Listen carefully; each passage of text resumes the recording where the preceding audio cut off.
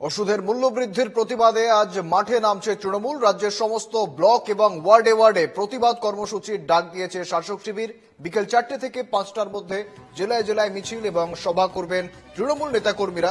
বুধবার নবান্ন থেকে সাংবাদিক বৈঠক করে মুখ্যমন্ত্রী মমতা বন্দ্যোপাধ্যায় জানান, শুক্রবার ও শনিবার বিকেল 4টে থেকে 5টা পর্যন্ত রাজ্যের প্রতিটি ব্লক এবং প্রতিটি ওয়ার্ডে ওষুধের মূল্য বৃদ্ধির প্রতিবাদে তৃণমূলের তরফে সভা এবং মিছিল করা হবে।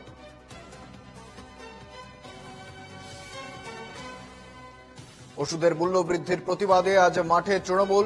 রাজ্যের সমস্ত ব্লকে ও ওয়ার্ডে কর্মসূচির ডাক তৃণমূলের। বিকেল 4টে থেকে 5টার মধ্যে প্রতিবাদ কর্মসূচি। ওষুধের মূল্য বৃদ্ধির প্রতিবাদে শুক্রবার ও শনিবার কর্মসূচি।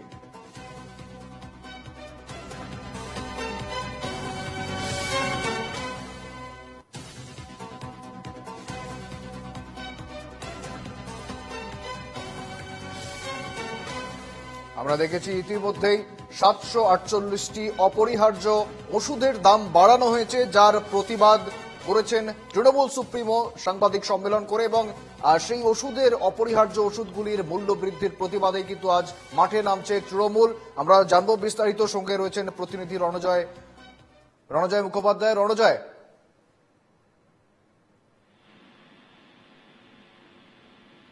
শোনা যাচ্ছে?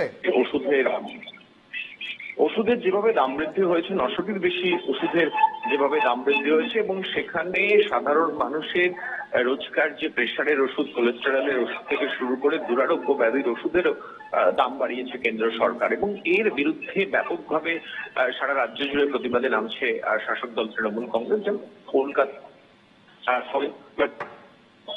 বিবেকানন্দের বাড়ি সিমলা স্ট্রিট পর্যন্ত তৃণমূল ছাত্র পরিষদ মিছিল করবে, যেখানে তৃণমূল ছাত্র পরিষদের সভাপতি শ্রীরাঙ্কুর ভট্টাচার্য থাকবেন। বরানগরের সায়ন্তিকা বন্দ্যোপাধ্যায় বিধায়ক এবং সাংসদ সৌগত রায় বিকেলবেলা মিছিল করবেন।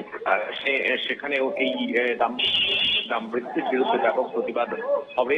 চন্দ্রিমা ভট্টাচার্য তার কনস্টিটিউয়েন্সিতে বিরাটিতে বিকেলবেলা তিনি মিছিল করবেন, এবং রাজ্যের গুরুত্বপূর্ণ বিধায়ক মন্ত্রী তারা প্রত্যেকটা জায়গায় নিজেদের কনস্টিটিউয়েন্সিতে এর বিরুদ্ধে তারা যেভাবে ওষুধের দাম বৃদ্ধি করেছে কেন্দ্র সরকার, সাধারণ মানুষের নাভিশ্বাস উঠেছে। অত্যন্ত নিত্য প্রয়োজনীয় এই ওষুধ, প্রত্যেকের রোজগারের জীবনে এই ওষুধের গুরুত্ব অপরিসীম, এবং সেটা বাধ্য সাধারণ মধ্যবিত্ত মানুষ তাদের কিনতে, এবং সেই জায়গা থেকে তাদের অতিরিক্ত ক্রয় ক্ষমতার উপর যে প্রেশার পড়বে তার বিরুদ্ধেই সেটা কমানো ও সেটা উইথড্র করা, এবং সেই সঙ্গে যেভাবে হেলথ সেক্টরে এই সভা থেকে তৃণমূলের নেতা মন্ত্রীরা তারা ঠিক কি বার্তা দেন সেদিকে অবশ্যই আমাদের নজর থাকবে। ধন্যবাদ। আমাদের সঙ্গে ছিলেন প্রতিনিধি রণজয় মুখার্জি।